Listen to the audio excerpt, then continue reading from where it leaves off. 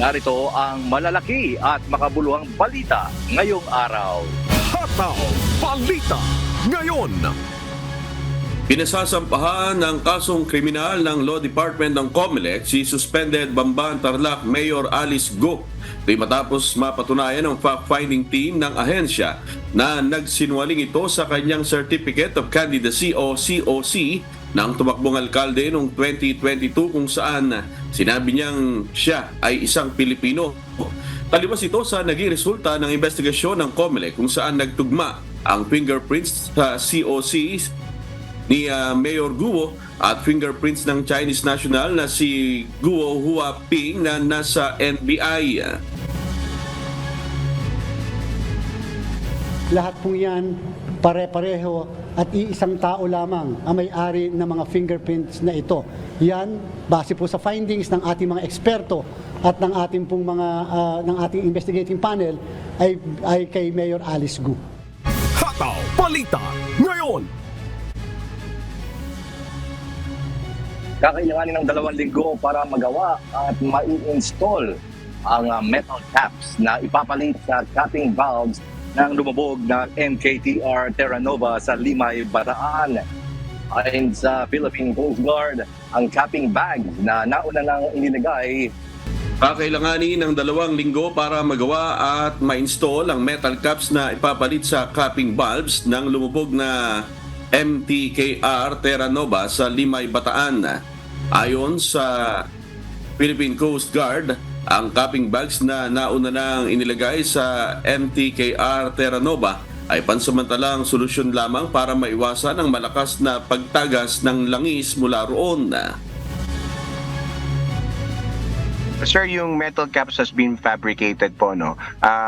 Yung pong ginawa natin is mabilis na pagre-responde doon sa initial oil spill na lumalabas. Kasi kung iintayin pa po natin yung fabrication nitong metal caps, tuloy-tuloy po yung malakas na pagdaloy nung 2 gallons per minute na spill.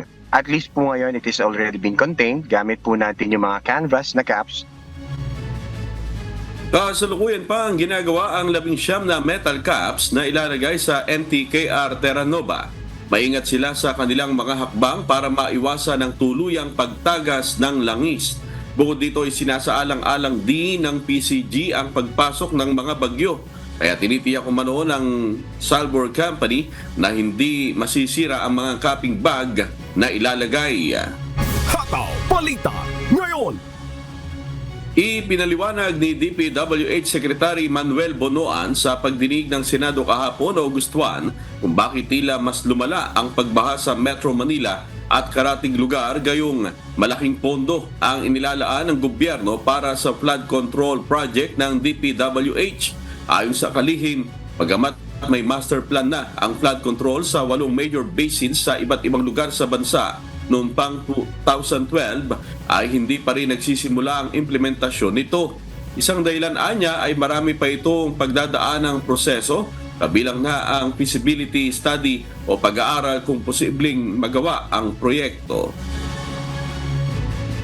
The master plans are still currently being updated at this point in time, take into account actually the climate change phenomenon and other factors that have to be incorporated in the master plan. Ngunit paglilinaw ni Secretary Bonoan, hindi kasama dito ang mahigit 5,000 proyekto para sa flood control na natapos na sa ilalim ng administrasyon ni Pangulong Ferdinand Marcos Jr.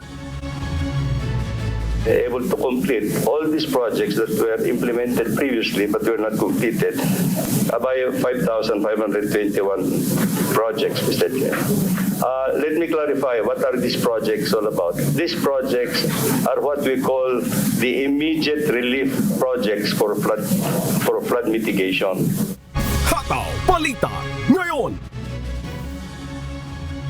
Nagdeklara na kahapon, August 1, ng state of calamity ang probinsya ng La Union, bunsod ng pinsala na dulot ng bagyong Karina at epekto ng habagat.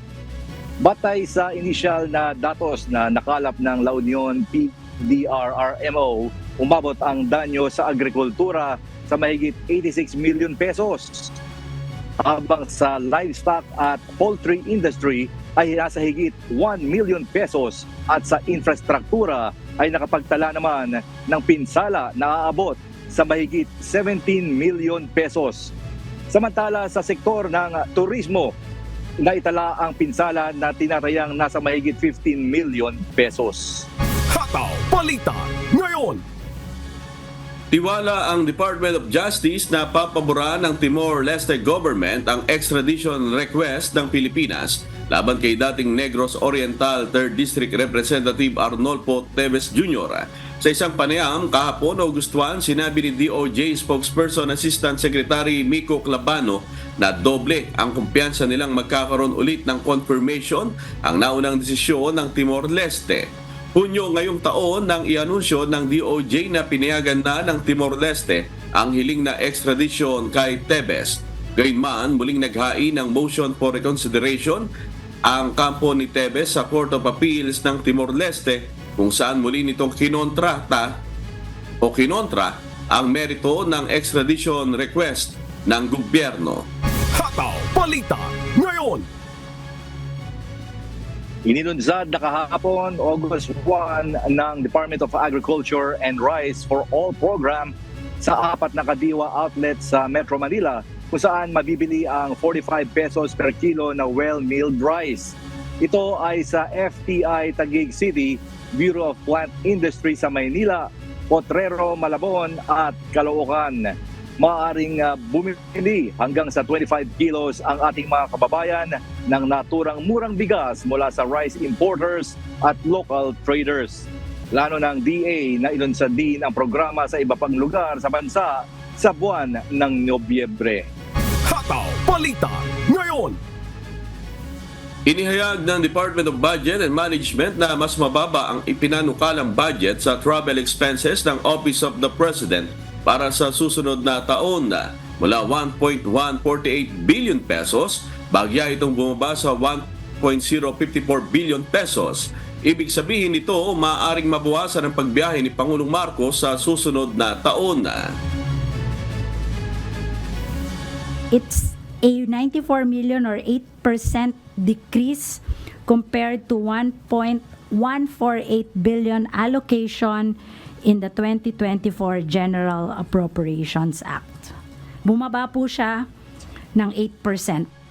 Siguro kung makikita po natin dito sa proposal nila, siguro may mga nabawasan po silang mga travel, both local and foreign.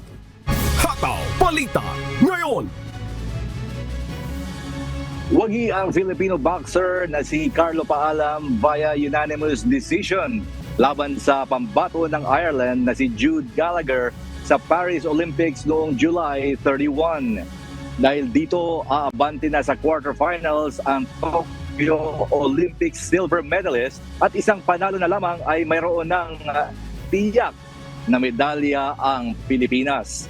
Susunod na makakalaban ni Paalam si Charlie Sr. ng bansang Australia bukas araw ng Sabado, August 3 para makaabante naman sa semifinals.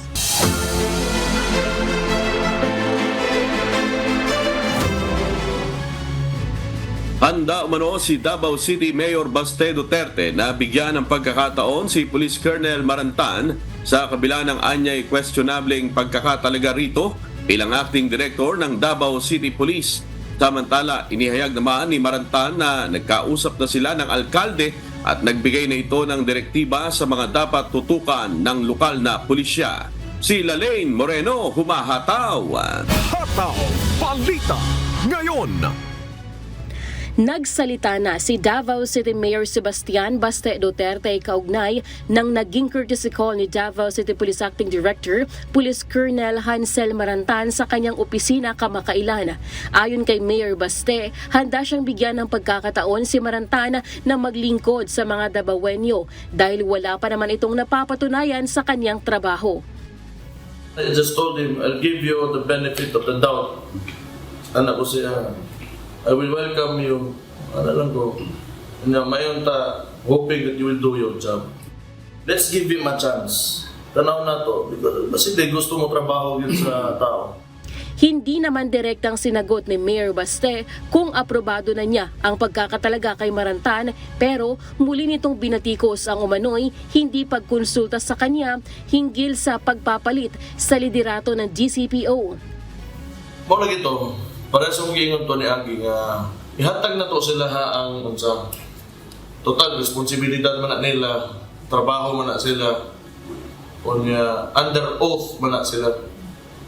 So ilang responsibilidad to serve and protect people, ihatag na to sila kay it seems to them na sila may nahibaw gid ana, and it seems dili man po nila kinahanglan ang consultation. Magugunitang kinuwestiyon ng alkalde at ng Davao City Council ang appointment ni Marantan dahil hindi naman umano ito kasama sa shortlist na isinumite ng Philippine National Police kay Mayor Baste. Nakasaad sa Republic Act No. 6975 ang tamang proseso ng pagpili ng Chief of Police para sa isang lungsod o munisipyo. Dapat ang local chief executive ang pipili base sa isinumiteng listahan sa kanya ng PNP. Nakasaad din ito sa Republic Act No. 8551 na nag-aamyenda sa ilang probisyon ng RA 6975 o ang PNP Reform and Reorganization Act of 1998. Maging sa NAPOLCOM Circular 2002-011. Samantala, inihayag naman ni Marantan na binigyan na siya ng direktiba ni Mayor Baste nang mag-courtesy call siya sa opisina nito. Kabilang anya sa mga pinatututukan ni Mayor Duterte sa Davao City Police ay ang paglaban kontra internal at external threats, pati na ang counterterrorism at crime reduction initiatives. Basta ako, gagawin ko kung ano ang mandate ko na pumunta dito sa Davao City. My faith is I leave it all to those people who love me.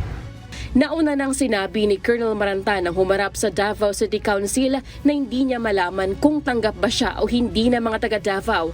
Kaya hiling niya na sana ay bigyan siya ng panahon bago questionin ang kanyang kakayahan o performance.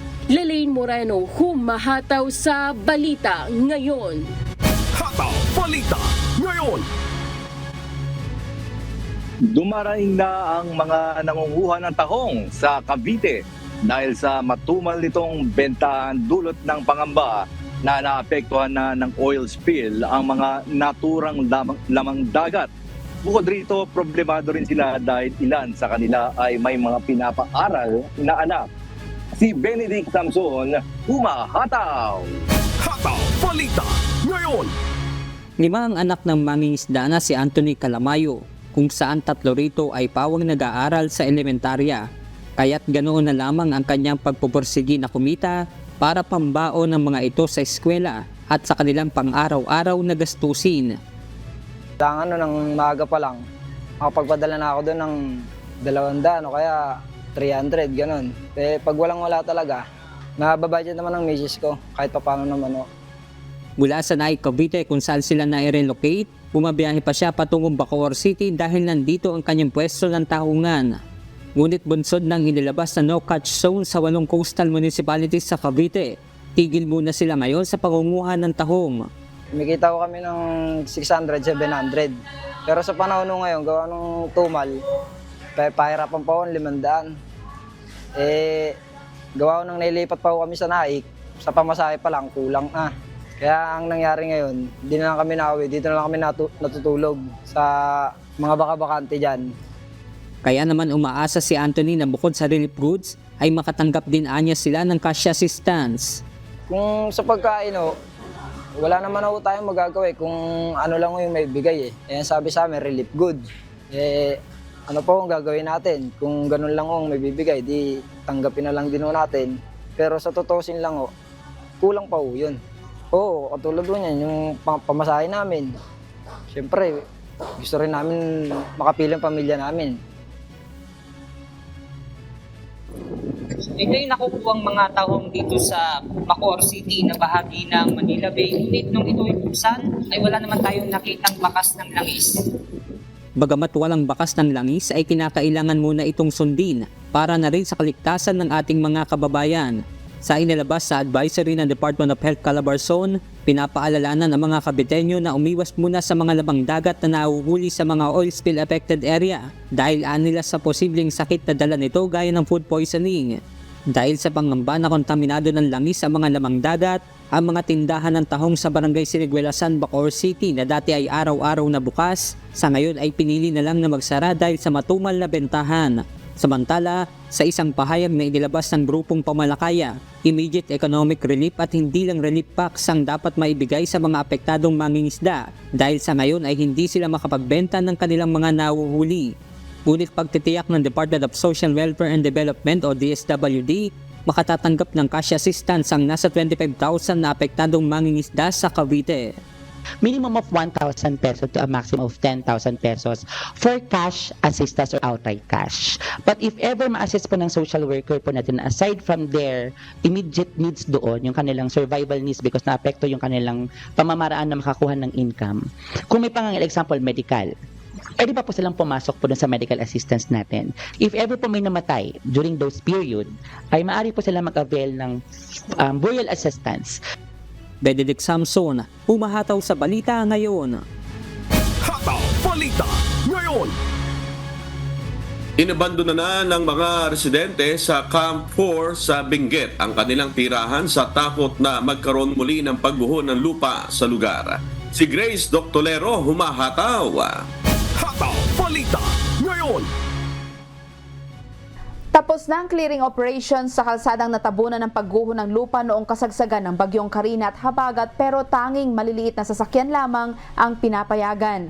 Sa tuwing umuulan, laging may nararamdamang pangamba at takot ang mga residente sa Tuba, Benguet, lalo na ang mga nasa barangay Camp 4. Kabilang na dito si Mang Rolly tuwing umuulan at may bagyo, madalas raw nakararanas sila ng pagguho ng lupa at pagbagsak ng mga malalaking tipak ng bato.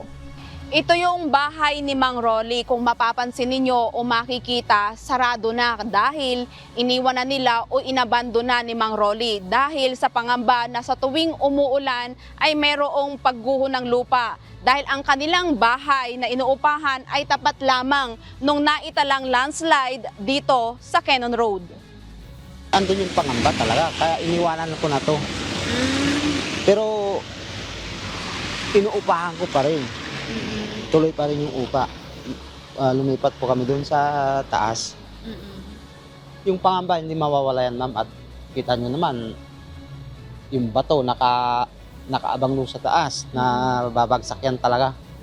Samantala, dahil sa ilang araw ng pagsasara ng Cannon Road, ang ilang mga tindahan ng mga negosyante piniling magsara na rin. Kapansin-pansin na ilan lamang ang mga souvenir shops ang nakabukas. Ayon sa negosyanteng si Rebecca Pulas, apektado ang kanilang negosyo sa bukas-sara na sitwasyon ng kanilang lugar. Dahil iilan ang dumadaan na mga sasakyan sa Cannon, ang epekto matumal din ang benta nila ng kanilang produkto. Kung mayroon mang turista, kadalasan raw ay nagpipicture lamang sa Lion's Head at hindi naman bumibili ng kanilang produkto. Halos zero yung paninda. Hindi katulad ng na kahit tag-ulan, kahit may pasukan kung bukas yung Cannon, at least meron sana tao kahit konti. Pero ngayon na sarado na naman, wala. Kaya actually yung mga halos lahat ng mga tindahan dyan, di ba, nagsarado. Kasi wala talaga. Meron yung iba, may nagpupunta dito na nagpipicture, pero most of them hindi naman na bumibili. Grace Doctolero, humahataw sa balita ngayon.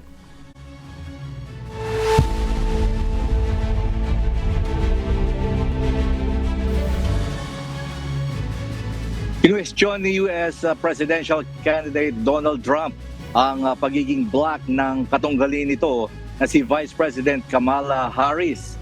Mula sa Toronto, Canada, may humahataw na balita si Jenny Rico live.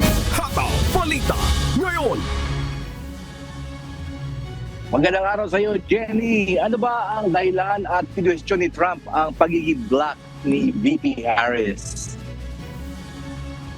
Yes, James, kinuwestiyon ni US presidential candidate Donald Trump ang pagiging black ng kanyang katunggali na si Vice President Kamala Harris dahil aniya laging pakilala ni Harris sa kanyang sarili na siya ay mula sa Indian heritage. Aniya kamakailan lamang niya natuklasan na mula rin sa Black heritage si Harris.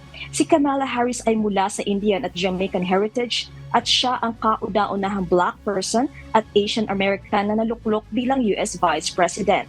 Ilang oras matapos ang komento ni Trump, nagsalita naman si Harris sa Black sorority na Sigma Gamma Rho sa Houston, Texas, kung saan binanggit niya na the American people deserve better. Dahil sa 4 na taon na panunungkulan ni Trump, aniya ay nagdulot lamang ito ng divisiveness at disrespect sa mga Amerikano. Mula ng mga kampanya si Harris ay dumanas na ito ng kabi-kabilang sexist at racist attacks online. Nagpaalala naman ang Republican Party leaders na iwasan ang personal attacks kay Harris at mag-focus lamang sa kanyang policy positions. Balik sa iyo, James. Jenny, sino naman ang nangunguna sa poll sa presidential race o sa presidential election US? Yes, James, I'm sure aware ka dito. No? Currently, 1% lang ang lamang ni Harris kay Trump ayon sa latest Reuters or Ipsos poll, kung saan 43% si Harris at 42% naman si Trump. Bagamat dikit ang laban, James, ay marami pa ang maaaring mangyari at maaaring magbago pa ito dahil sa November 5 pa naman ang presidential elections dyan sa US. At patuloy natin itong aabangan at ang mga latest na pangyayari dyan sa US presidential elections. James. Sige, maraming salamat sa iyo, Jenny Rico mula sa Toronto, Canada, kung saan ang Indians at Blacks ay kasama sa top 3 visible minorities sa syudad. Hataw Balita ngayon. Sumang-ayon ang umano'y mastermind na si Khalid Sheikh Mohammed at mga kasama nito sa nangyaring pag-atake ng Al-Qaeda sa Estados Unidos noong September 11, 2001 sa guilty plea kapalit ng habang buhay na pagkakakulong. Itong humahataw na balita ni Early Briones. Hataw Balita ngayon. Matapos ang maraming taong paghihintay sa resulta sa kaso ng pagpapabagsak sa Twin Towers sa New York, USA noong September 11, 2001. Sinabi ng defense lawyers ng umano'y mastermind na si Khalid Sheikh Mohammed at 2 pa nitong kasama na sina Walid bin Atash at Mustafa Al-Hawsawi na inaasahan ang guilty plea ng 3 kapalit ng lifetime imprisonment sa military commission sa Guantanamo Bay, Cuba sa susunod na linggo. Taong 2003 nang mahuli si Mohammed. Mula noon ay nakaranas ito ng matinding torture sa CIA bago dinala sa Guantanamo at muling sumailalim sa panibagong coercive interrogation at torture pang muli. Ayon sa otoridad, isa sa pinakadahilan ng delay sa proceedings ay dahil sa inadmissibility ng evidence na kaugnay sa pang-aabuso at pati na rin sa layo ng korte dahil kailangan pang mag-plane travel mula sa Amerika. Samantala, tumanggi namang magbigay ng detalye ang Pentagon official sa detalye ng bargaining pleas para sa mga akusado. Matatandaan na hinajak ng teroristang grupo ang 4 na commercial planes para gamiting fuel-filled missiles na ang pangunahing target ay ang Pentagon at ang World Trade Center. Samantala, umaasa naman ang pamilya ng mga biktima ng trahedya na mananagot ang mga responsable sa 9/11 terrorist attacks sa Amerika. Early Briones, humahataw sa balita ngayon. Hataw Balita ngayon. Umabot na sa 256 ang bilang ng mga nasawi sa sunod-sunod na pagguho ng lupa sa Kerala, India, habang halos 200 pa ang nawawala kalagitnaan ng gabi ng Martes, July 31. Ito ang humahataw na balita ni Ruth Bahe. Hataw Balita ngayon. Nahaharap sa isa sa pinakamalaking sakuna ang bulubunduking distrito ng Wanayad sa Kerala, India, kung saan naranasan ang 5 beses na mas maraming ulan kaysa normal na umabot sa mahigit 300 mm sa loob ng 24 oras, bandang gabi noong Martes, July 31. Maraming nayon ang nalunod sa putik dahil sa pag-apaw ng ilog Iruvazanji na nagdulot ng pagkawasak ng libu-libong bahay kasama ang mga plantasyon ng tsaa at kardamom. Sa kasalukuyan, daang-daang manggagawa ang patuloy na nakikilahok sa rescue operation, ngunit nahirapan dahil sa masamang panahon at nasirang kalsada. Sa ikalawang araw ng pagsagip, nasa 190 tao pa ang nawawala, kabilang ang mga bata, habang mahigit 5,500 tao naman ang inilikas ng Indian Army, kabilang ang mga stranded na turista. Sa gitna ng sakuna, nagkaroon ng pagtatalo sa pagitan ng mga opisyal ng gobyerno ukol sa mga babala sa mga pagguho ng mga lupain. Ayon sa Home Minister ng India na si Amit Shah na may mga babala na ibinigay sa estado, habang ang punong ministro ng Kerala na si Pinarayi Vijayan ay nagsabi na nagbigay lamang ng red alert matapos ang insidente at hindi ito ang tamang panahon para magsisihan. Samantala, karaniwan man ang mga pagguho sa Kerala dahil sa krisis sa klima, ngunit nagbabala mga environmentalist na pinalala ito ng labis na konstruksyon ng mga bahay sa hindi matatag na lupain at pag-ubos ng kagubatan para sa plantasyon. Ruth Bahe, humahataw sa balita ngayon. Hataw Balita ngayon. Simula sa susunod na taon ay maaari nang magsampa ng reklamo online ang mga biktima ng sexual harassment sa Tribunal for Anti-Sexual Harassment sa bansang Malaysia. Ito ang humahataw na balita ni Joselito Liquido. Hataw Balita ngayon. Maaari nang makapagsampa ng reklamo online ang mga biktima ng sexual harassment sa Malaysia sa pamamagitan ng e-filing system.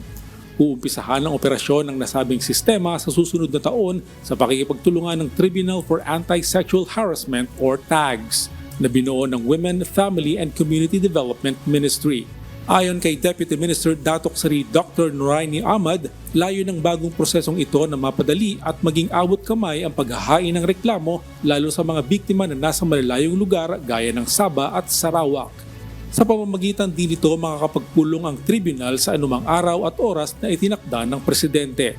Magtatakda din ng tribunal members sa Sabah at Sarawak upang mas mapadali ang pagpupulong kaugnay ng mga kasong masasampa sa nasabing lugar.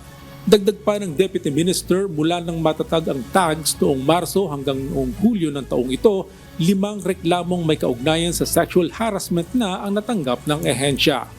Ayon sa Royal Malaysia Police o PDRM, ang mga kaso ng sexual harassment sa bansa ay umabot sa 1,483 noong 2021, 1,455 noong 2022 at 1,621 noong 2023. Naniniwala ang Women's Ministry ng Malaysia na ang e-filing system para sa mga biktima ng sexual harassment sa bansa ay isang mahalagang hakbang tungo sa pagpapadali ng proseso ng pagsampa ng reklamo para sa agarang hustisya. Sa pamamagitan ng sistemang ito, inaasahan na mas maraming biktima ang magkakaroon ng lakas ng loob na ipaglaban ang kanilang karapatan laban sa mga pang-aabuso anuman ang kanilang lokasyon sa bansa.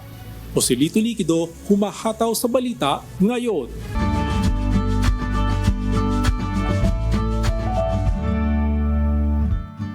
Alamin ang magiging lagay ng panahon sa iba't ibang bahagi ng bansa ngayong araw ng Biyernes. Panoorin po natin ang update mula sa Philippine Weather Bureau Pag-asa. Kasalukuyan po itong mahinang southwest monsoon o habagat ay naapektuhan itong kanlurang bahagi po ng Visayas at ng Mindanao. Bukas patuloy pa rin ang epekto ng mahinang habagat doon pa rin po sa kanlurang bahagi po ng Visayas at ng Mindanao. Kaya araw ng Sabado ay asahan o magiging maganda at maaliwalas ang panahon ang buong bansa kung saan ay bahagyang maulap hanggang sa maulap ang kalangitan. Pero may mga tsansa pa rin po ng mga pulo-pulong pagulan o isolated na mga pagulan.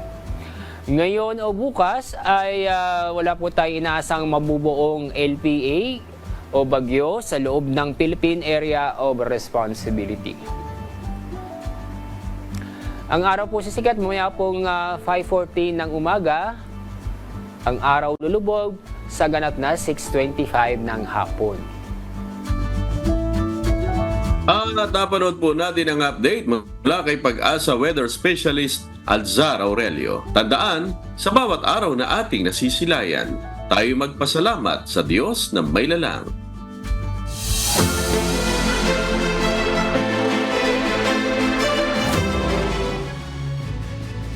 Nagtungo na ang Bureau of Fishery and Aquatic Resources sa ilang mga fish pen at fish pond sa Bulacan para kumuha ng sample at magsagawa ng sensory evaluation.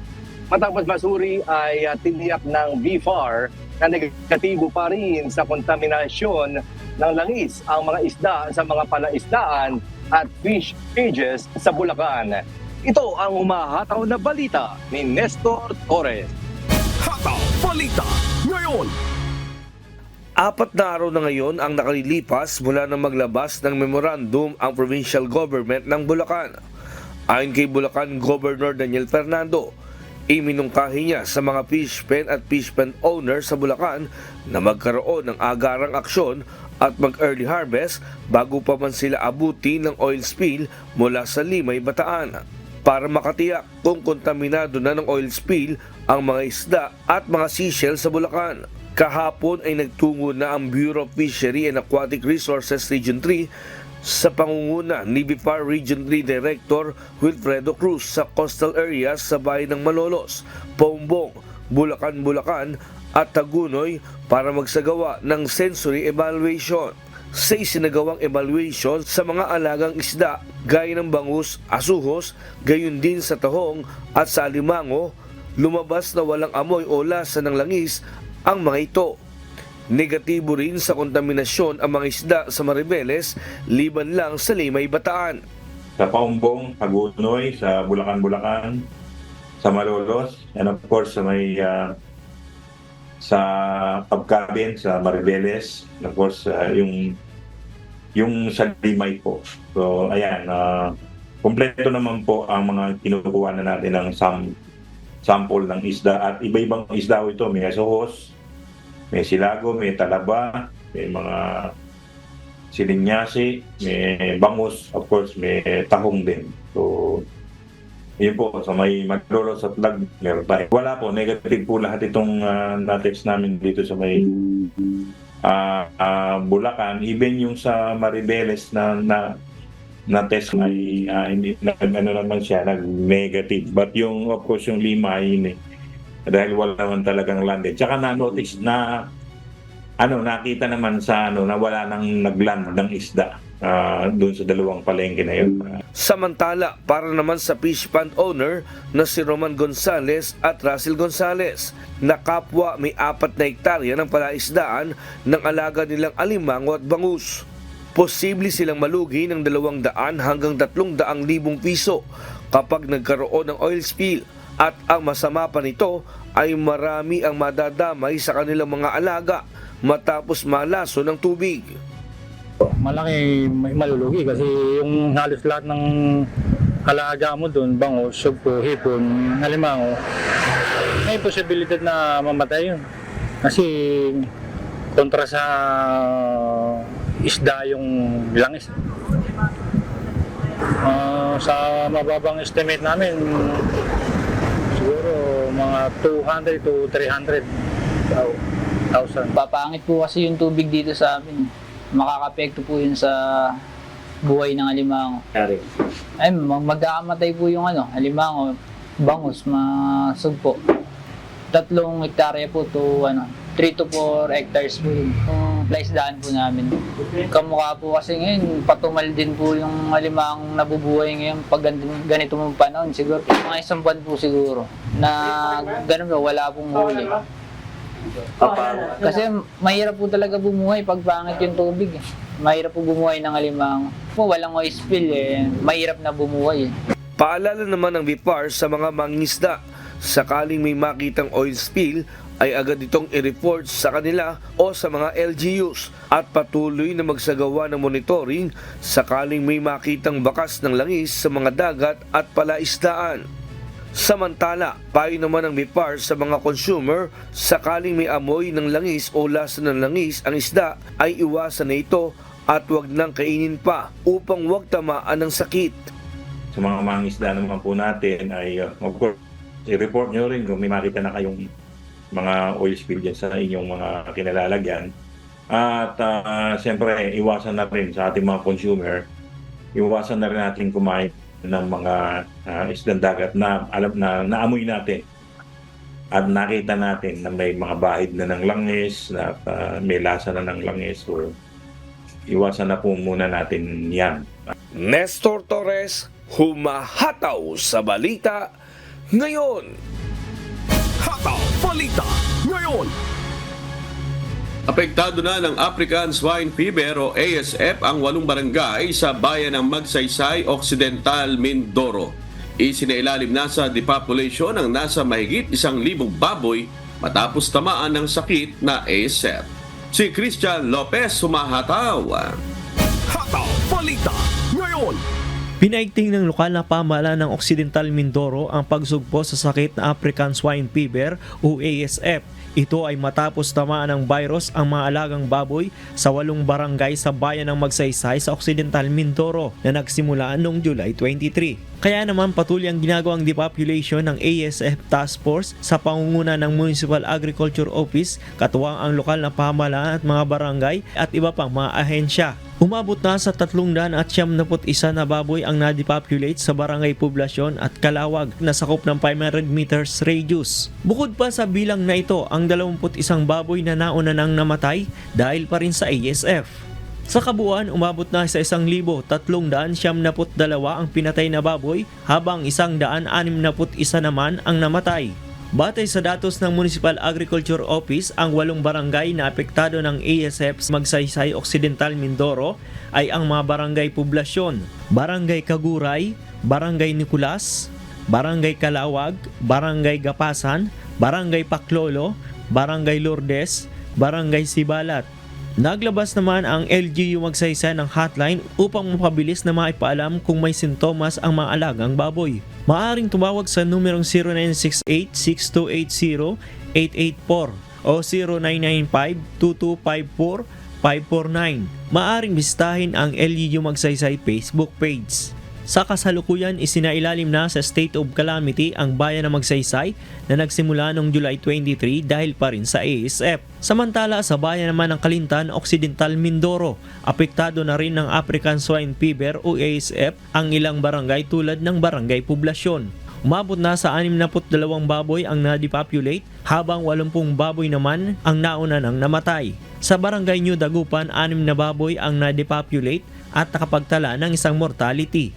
Ang isinagawang depopulation ay pinangunahan ng Provincial Veterinary Office katuwang ang Municipal Incident Command Team for ASF. Nagsagawa na rin ng pagpupulong ang lokal na pamahalaan ng bayan ng Kalintan kasama ang Municipal Incident Management Team for ASF. Layunin nito na mapigilan ang pagkalat ng virus sa mga kalapit barangay. Sa ngayon 3 bayan nasa Occidental Mindoro ang may kaso ng African Swine Fever o ASF. Ito ang bayan ng San Jose, bayan ng Magsaysay, at ang bayan ng Kalintan, Occidental, Mindoro. Christian Lopez, humahataw sa balita ngayon. Hataw Balita ngayon.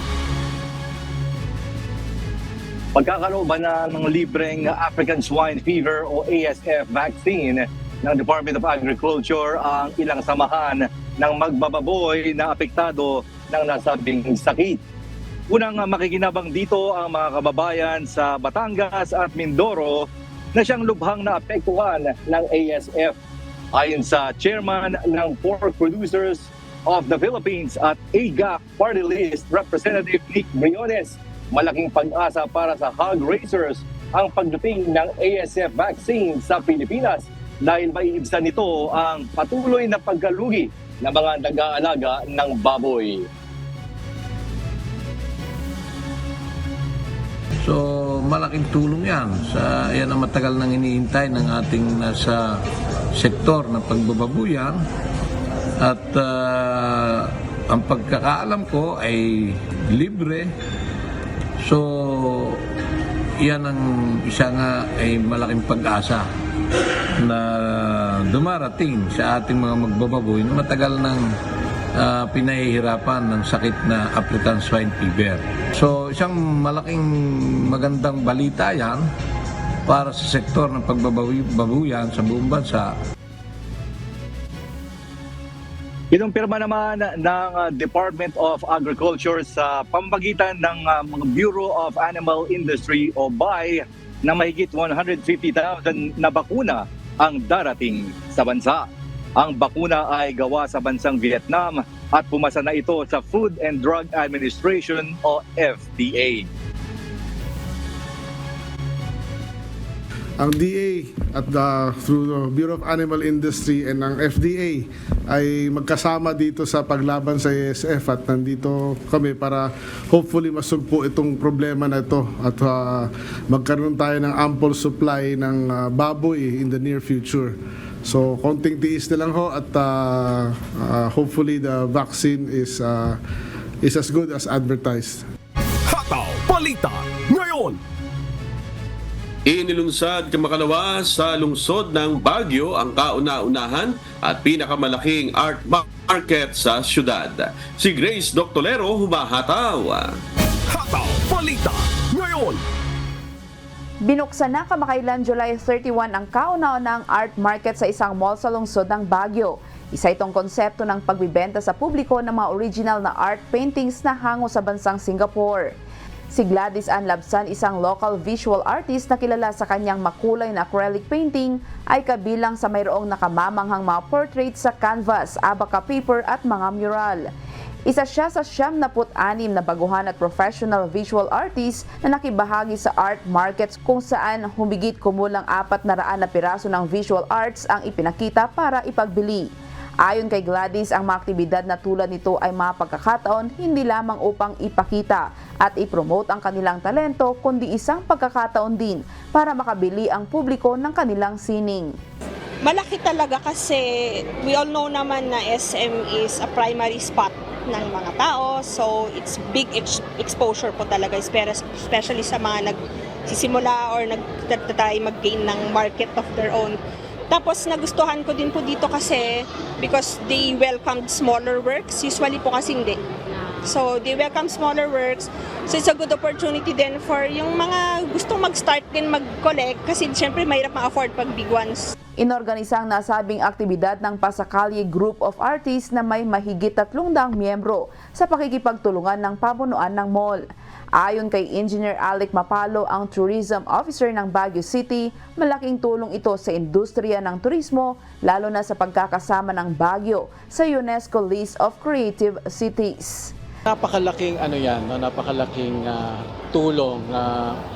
I think it's a manifestation of how we were able to create an avenue to have our artists have a space to further flourish, and further enhance and further elevate their artworks. Sa panahon ng pandemya, ang artist ay kasama sa listahan sa ilalim ng sektor ng turismo na nabigyan ng tulong pinansyal ng gobyerno. Isang collaborative effort ang nasabing exhibit ng artist group ng pamahalang lungsod at iba pang pribadong sektor na institusyon na layong matulungan ang mga artists. Ang art enthusiast na sina Kate at Erin, namangha sila sa artworks na kanilang namasdan. Yung nasa likod mo dito, ang ganda rin po. Tapos itong mga to, yung mga unique. Nakaptivate po ako sa creativity. I would say mostly the art here is quite unique and amazing. Mostly because it's not really common to see really good art nowadays, especially when it comes from museums or like these art shows coming up. And I mostly like the art here because it has the sense of realism and actually good art style. SM is here to support our local artists. No? We would like to support all upcoming artists. This is a venue to showcase their art pieces. We gather all the local artists here para gusto namin silang suportahan talaga para mabenta yung mga pieces nila, no? Tatagal ang naturang art market hanggang August 13, 2024. Grace Doctolero, humahataw sa balita ngayon.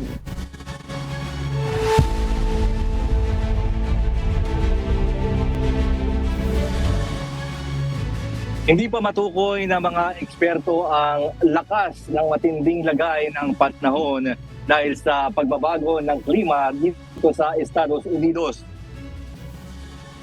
Mula sa Texas, USA, may humahataw na balita, si Abby Valdez live! Hataw Balita ngayon! Magandang araw sa iyo, Abby. Ano ba ang ibig sabihin para sa atin ng mabilis ng nagbabagong klima? Magandang araw din sa iyo, James. Karaniwang ginagamit ng mga meteorologists at climate scientists ang nagdaang 30-year period upang kumatawan sa klima, subalit dahil sa sunod-sunod na nararanasang extreme weather ay hindi na matiyak ang weather predictions. Kasalukuyang sinusuri ang climate period na 1991 hanggang 2020 kung saan ang posibleng weather events na naobserbahan ay ginagamit upang bumuo ng statistical measurements tulad ng average o normal na temperatura. Ang global average na temperatura ay tumaas na ng 0.2 degrees centigrade bawat dekada, kaya ang klima noong 1991 ay 0.6 degrees centigrade na mas malamig kaysa noong 2020. Habang ang northerly winds noong 1990s ay mas malamig kaysa noong 2020 sa Northwest Europe, kaya ang mga statistics mula sa 3 dekada na nakalipas ay hindi na kumakatawan sa kung ano ang posibleng panahon ngayon. Gumagamit ang mga scientifico na ensembles kung saan nagra-run ng parehong weather o climate model upang makita ang mga posibleng resulta, kaya noong unang lumabas ang 40 degrees centigrade sa ensemble forecast sa UK bago ang July 2022 heatwave ay naipakita na ang dating hindi maisip ay posible na ngayon. Balik sa iyo, James. Yeah, so Abby, natuloy ba yung 40 degrees Celsius sa UK bataw sa ensemble forecast? James, sa kabila ng record warm na mundo, ang summer ng taong kasalukuyan sa UK ay naging relatively cool at hindi umabot ng 40 degrees centigrade. At dagdag pa, hindi pa rin tiyak kung ang model simulations sa ito ay eksaktong nire-representa ang proseso sa pagpoproduce ng extreme heat. Pero dapat pa rin tayong mag-ingat at magmatsyag sa mga warning signs. James? Definitely. Maraming salamat, Abby Valdez mula sa Texas, USA, kung saan sinabi ng mga siyentipiko na ang extreme weather ay maaaring maging normal na. Hataw Balita ngayon. Kinumpirma ng Australian Space Agency na posible nang magsagawa ang Estados Unidos ng Space Launch and Recovery Mission sa teritoryo ng Australia. Sa ilalim ng Technology Safeguards Agreement ng dalawang bansa, ay protektado pa rin ang teknolohiya ng Estados Unidos. Ito ang humahataw na balita ni Danny Delieva. Hataw Balita ngayon. Naging epektibo noong July 23 ang Technology Safeguards Agreement o TSA sa pagitan ng Australia at Estados Unidos.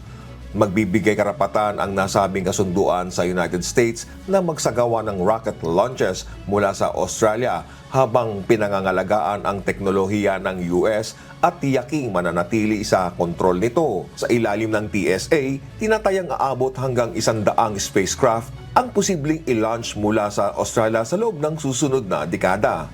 Sa kasalukuyan, nakikipag-usap ang SpaceX na pag-aari ni Elon Musk sa dalawang bansa kaugnay ng pagpapalawak ng operasyon ng kumpanya. Ibig ng SpaceX na i-launch ang Starship rocket nito mula sa Texas na maglalanding at i-recover mula sa teritoryo ng Australia. Ang Starship ay isang 400-foot reusable rocket na magagamit sa iba't ibang space mission tulad ng satellite launches at pagpapadala ng astronauts sa buwan. Bukod dito, kayang magkarga ng Starship hanggang 150 metric tons at inaasahan na makapag-deliver ang rocket ng military cargo sa iba't ibang bansa sa loob lamang ng 1.5 oras. Nangyari ang kauna-unahang matagumpay na controlled splashdown ng Starship sa Indian Ocean sa ika-4 na flight test nito noong buwan ng Hunyo. Ilan pa sa posibleng ipatupad sa ilalim ng kasunduan ay ang pagdadala ng recovered rocket sa Australia, gayon din ang launch and landing ng rockets mula mismo sa bansa. Inirekomenda ng Joint Standing Committee on Treaties ng Parliament of Australia ang TSA matapos ang 5 buwang pag-aaral dahil inaasahang pangunahing makikinabang dito ang spaceport operators sa bansa. Ayon kay Industry and Science Minister Ed Husic, aabot sa pagitan ng 460 million hanggang 1.2 billion Australian dollars ang halaga ng aasahan ng ekonomiya mula sa space launches na idudulot ng kasunduan. Malaking dagdag ito sa launch sector ng bansa na nagkakahalaga ng 27 million Australian dollars noong 2021 to 2022 financial year. Palalawakin nito ang Australian market sa space sector at hihikayat ng karagdagang investment. Danny De Lieva, humahataw sa balita ngayon.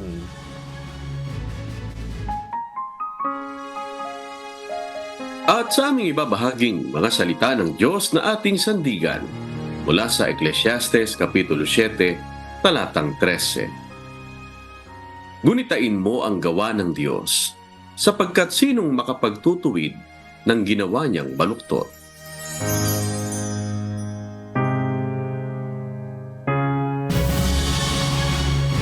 Tingin ko lang ihabol si Brad Wilmar Bernados Jr. Ayan, shoutout po sa inyo.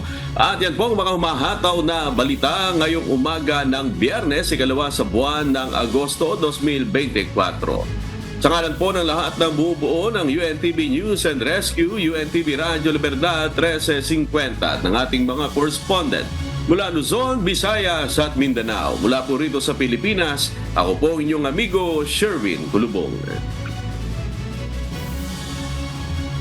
At yan po ang mga umahataw na balita sa iba't ibang panig ng mundo. Ngayong Friday morning na po, happy weekend, August 2, 2024. Mula dito sa Maryland, USA, ako si James Bonduyan. At dito sa UNTV at sa UNTV Radyo La Verdad 1350, Diyos ang aming sandigan, serbisyo publiko ang aming pinahalagahan. Susunod na po ang Good Morning Kuya. Salamat po sa Diyos at magandang umaga po.